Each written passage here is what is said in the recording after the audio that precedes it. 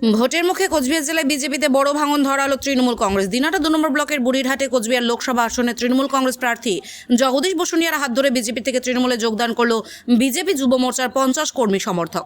এদিন তৃণমূল কংগ্রেস প্রার্থী বিধায়ক জগদীশ বসুনিয়া তাদের হাতে দলীয় পতাকা তুলে দেন। এছাড়াও এদিন এই যোগদান কর্মসূচিতে উপস্থিত ছিলেন সভাপতি দীপক ভট্টাচার্য, কোচবিহার জেলা তৃণমূল মহিলা কংগ্রেস সভানেত্রী সুচিস্মিতা দেব শর্মা সহ অন্যান্যরা। এই বিষয়ে বিধায়ক জগদীশ বসুনিয়া জানান, নির্বাচন যত এগিয়ে আসবে গোটা কোচবিহার জেলায় বিজেপি এভাবেই তাসের ঘরের মতো ভেঙে পড়বে।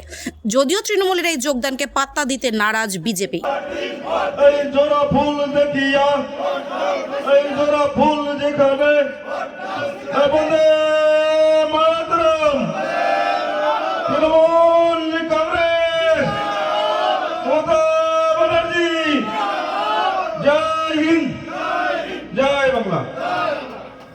বিজেপি যুব মোর্চার 50টি ছেলে বন্দে মাতরম, বন্দে মাতরম, সর্বভারতীয় তৃণমূল কংগ্রেস জিন্দাবাদ, মহামাটি মানুষের সরকার মমতা ব্যানার্জি জিন্দাবাদ, জগদীশ চন্দ্র বর্মা বসুনিয়া মহাশয়কে জোড়া ফুলে ভোট দিন।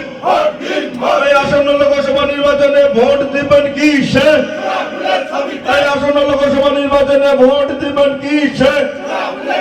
এই জোড়া ফুলের ছবিতে, এই জোড়া ফুল দেখিয়া, এই জোড়া ফুল যেখানে